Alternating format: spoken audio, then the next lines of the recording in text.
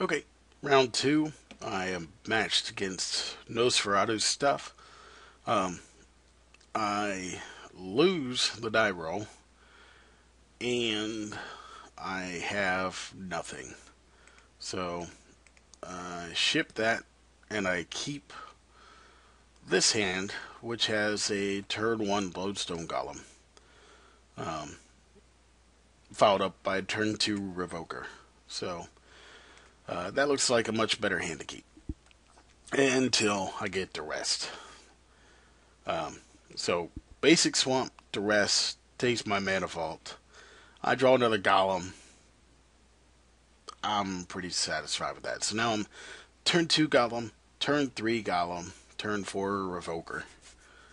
Um, Another swamp, and now I'm about to get upset.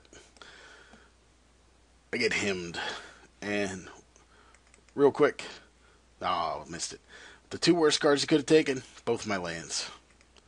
Um, yeah, a little upset. So I draw a Batter Skull, which does nothing. And revoke. Okay, at this point, I have no idea what he's playing. I should have gone back and looked. Um, there was actually a right answer for the revoker that I'll find out in game two. Uh, but at this point, you know, there's been chatter about trying to play Liliana in Classic. The guy's going turn one to rest, turn two him to Torak. I'm thinking turn three Liliana plus one could be bad. So, hence I named Liliana the Veil, because I don't know what else to. Um, Third swamp comes down, and it's a Bloodghast. So, okay. Uh, Worm Coil, sweet. I have curved out beautifully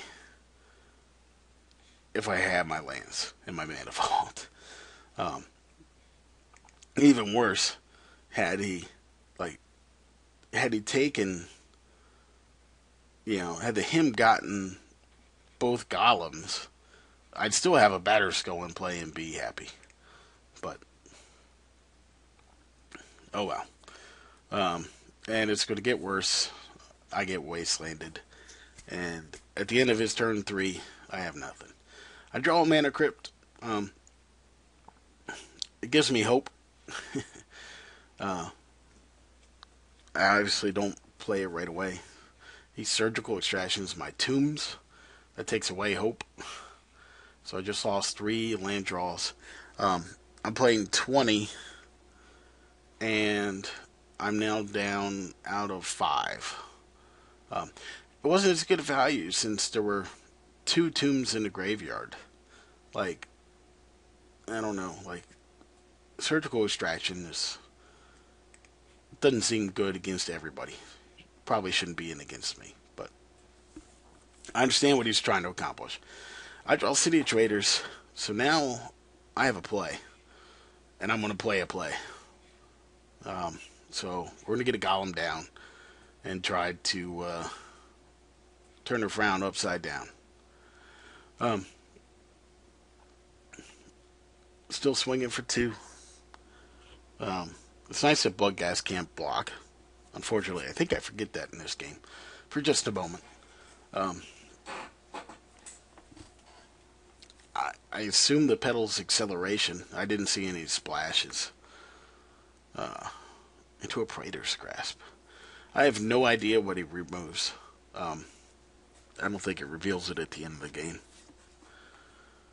Although I should get to see that, you would think. So he's removed something. I assume maybe Batter Skull, or like it can't be too expensive. So I'm not sure what else he would have taken. Maybe a Wasteland. But it didn't remove it from here, so I thought maybe he might have taken my own Wasteland and planned to use it against me, or strip mine. something like that. Um, at this point, it doesn't really matter. I got 2 golems down, and I'm baiting him in the face. He can't block. So, um, pretty much needs a miracle to beat me, and he doesn't get one. I kill him. So, game 2. Alright, folks. Here we are in game 2. I still don't know what my opponent's deck does. I have a welder, soul ring. I put in mana. I have a chalice. I intend to set the chalice at 2. Shut down his blood gas. Shut down him to Torak, for God's sake. So I have that much of a plan. I just need to draw in the gas. So no turn 1 duress or thought seeds, which is nice. I draw the middle worker, which is also fine. I drop the soul ring. I drop the vault. And ended up playing the middle worker. So I'm hoping to draw in the gas. Oh, I ended up playing the chalice for 1. Actually, I decided against it. So I tapped the soul ring for no good reason. I think at the time I thought, yeah, drop the chalice at 1. I'll have the middle worker. And then I realized I really want the chalice set at 2. So I hold on to it. It also gives me some him to Torak protection. And I get him to Torak. And I get the red source and the welder. So much for my him to Torak protection. Wasteland's pretty much dead against him, I think, at this point. But it is a land, and I do I swing for get a 1 in here, and I am going to chalice for 2 now. So that's where we are. Pass of the turn. Maybe I should have stuck to welder turn 1. Probably should have, instead of all the acceleration. I don't know what kind of creature removal this guy has. Like, I didn't see any. I gotta assume he's got Dismember. I don't know, Innocent Blood, Diabolic Edict, Doomblade, Terror. I just don't know. So, I go ahead and untap my vault to keep the slow death. Funny enough, I hit the chalice, so next turn I'm going to chalice it. I think I go to 3. I only saw the Praetor's Grasp. Okay, I get extirpated. And he gets all my wastelands. So, I don't really know how much I'm getting out of it, but that's my plan. Swing again with the metal worker. Boom. I don't know. We're not sure why I didn't go in the... I guess I haven't made up my mind to go chalice for 3 yet. I guess I'm not wanting to take him off my clock. So, at this point, I've got all the mana I could ever want. And that might have been the other consideration. I was holding back trying to land a worm coil or something.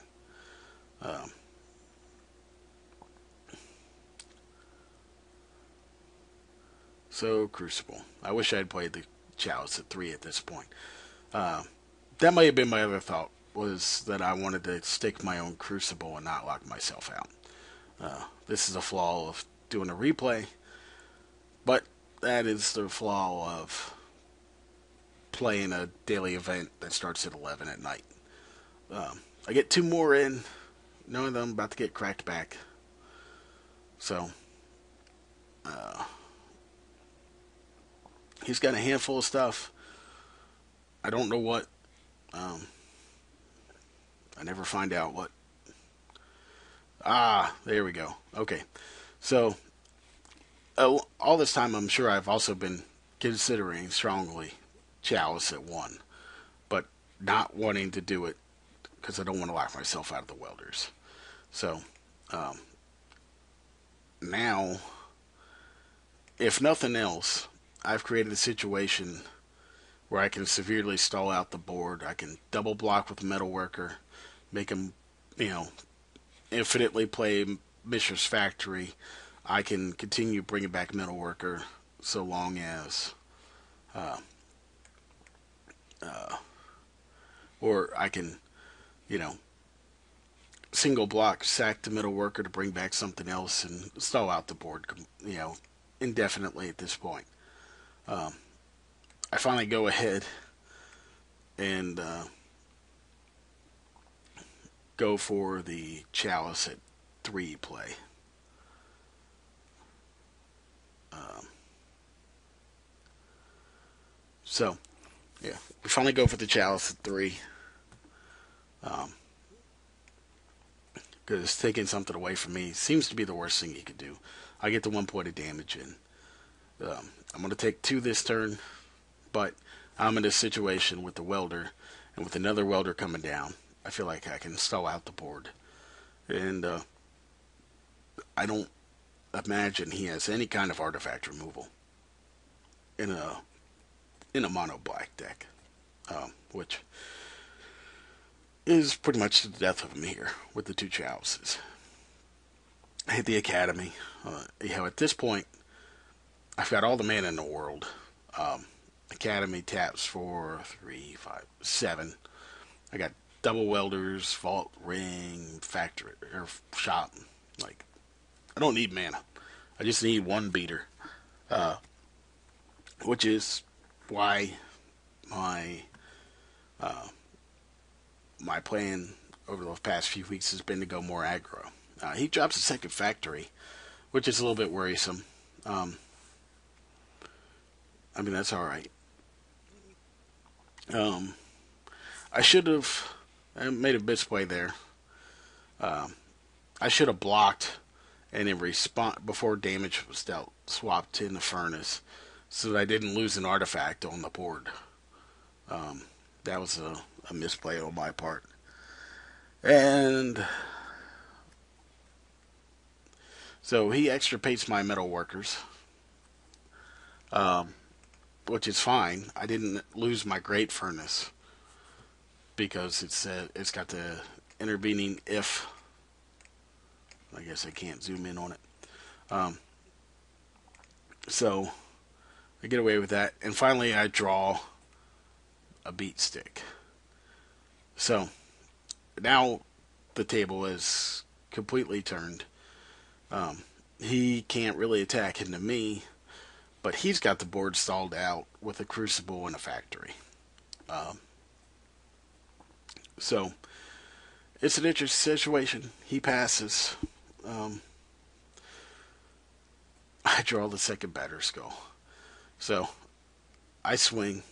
He's gonna. I think he single blocks, double pumps to trade, which is fine. So there we go. So his factory's going to die. My batter skull, germ token, my poor little sick kitty. I play the second batter skull, and then the Academy generates enough 4, 5, 6, 7, 8, just perfect enough to bounce and recast batter skull on its own. So 2 batter skulls, 2 welders against 2 factories with the Crucible Worlds. So it's looking good. He replays factory, and now it's just a matter of time whittling them down.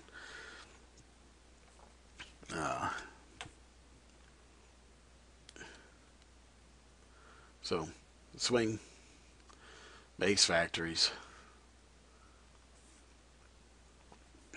It still goes with 1. I don't. He doesn't bother jumping or anything. Um, I go ahead and cast the thorn just to get it in my graveyard so I can bring it back.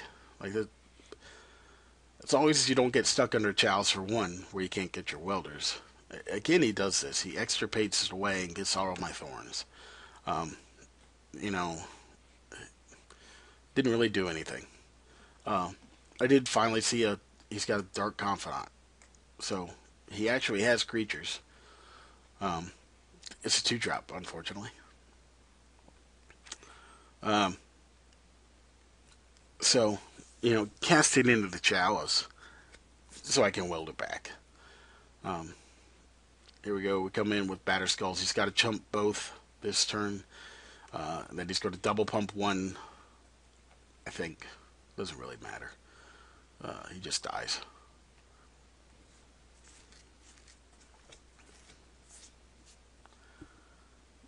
No, he double blocks one and pumps it to save it. So, after he does that, I assign all the damage to this guy. Whatever. Just to make sure there are no shenanigans. I bounce and replay Batter Skull past the turn.